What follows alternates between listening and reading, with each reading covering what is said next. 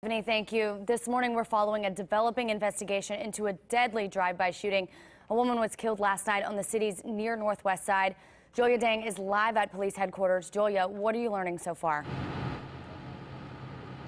Hey, Emily, they haven't arrested anyone yet, but we do have a description of the vehicle involved. Detectives tell us shots were fired out of a truck. They don't know who was inside. It had darkly tinted windows. I want to show you video from last night. This is right after it happened around 10:30. It was in the 1200 block of West 32nd. This is just south of the Interstate 65. People who called for help reported hearing multiple shots and then the sound of screaming. The victim was dead by the time detectives got there. She was found in front of the home in the video that you're watching. The footage is dark, but you can make it out in the background. What you definitely can't miss are the crowds of people gathered behind the crime tape. The victim's friends and family, clearly in shock, clearly emotional.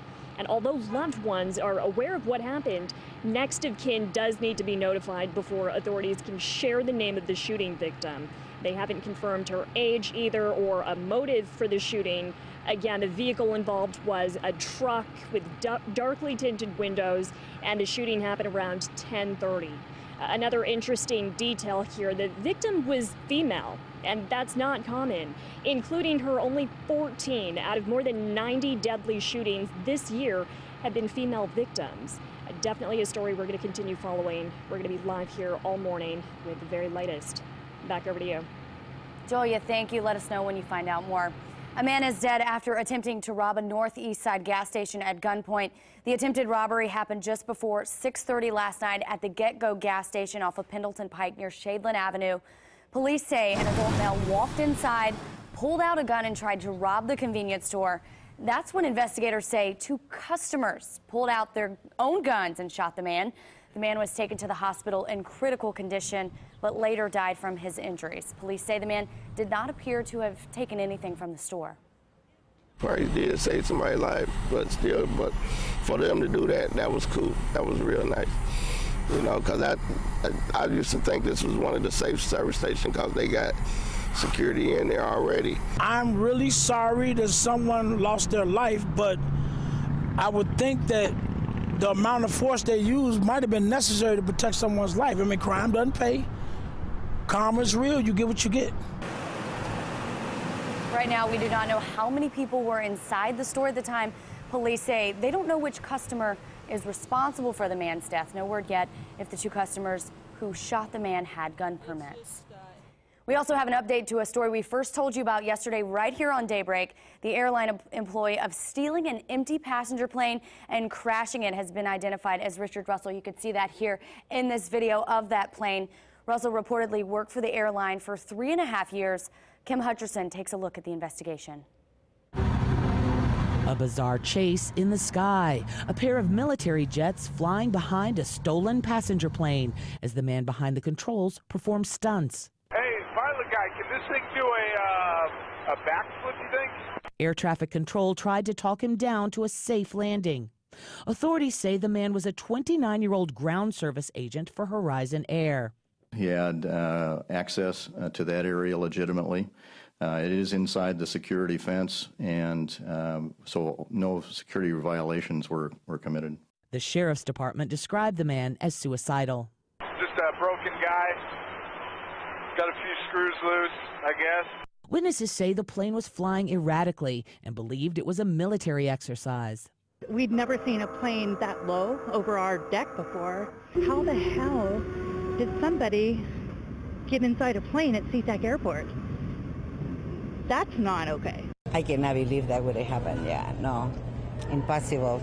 The chase came to a fiery end when the plane nosedived and crashed in a wooded area about 25 miles south of SeaTac. Authorities believe the pilot was the only victim. We're lucky that it, went on a very unpopulated island. Investigators now combing the wreckage looking for clues. The incident is raising a lot of security concerns. No one knew what his intentions were. He could have easily turned north and gone to downtown Seattle. He could have caused, countless deaths on the ground. I'm Kim Hutcherson reporting. People in Charlottesville, Virginia are remembering a woman killed 1 year ago today. Antifa supporters marched with signs and chalk to remember Heather Heyer. She was protesting against the Unite the Right rally. A car plowed into pedestrians, hitting and killing her. This weekend, Charlottesville is taking extra precautions to keep the place safe, including a perimeter in the downtown area and having security checkpoints. A Unite the Rally 2 is scheduled for today in Washington, D.C.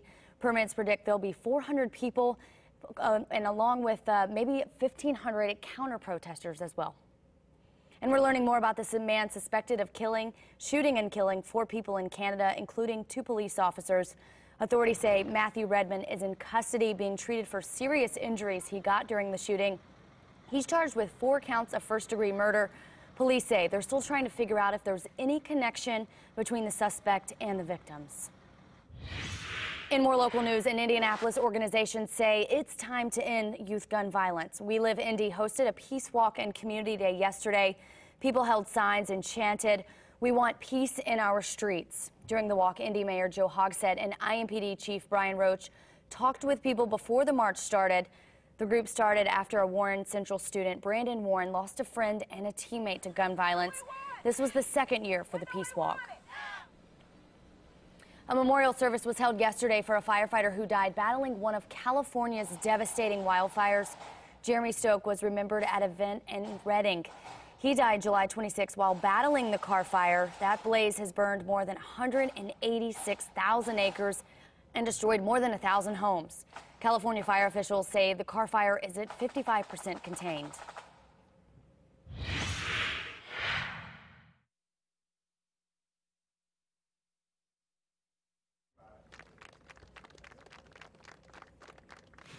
Sue Johnson is the woman you just saw in that viral video, known as the lady who pushed her shopping cart back in the torrential rain. Check that out right there.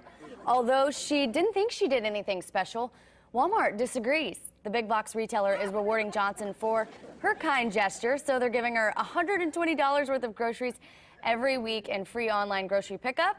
Why? Because she'll never have to push a shopping cart in the rain again. She also received a cart trophy, dubbing her with the official title of a Walmart legend. Pretty cool there. All right, it is now 6:08. Ahead on Daybreak, Charlie Culliford joins us with the latest in sports. We'll be right back.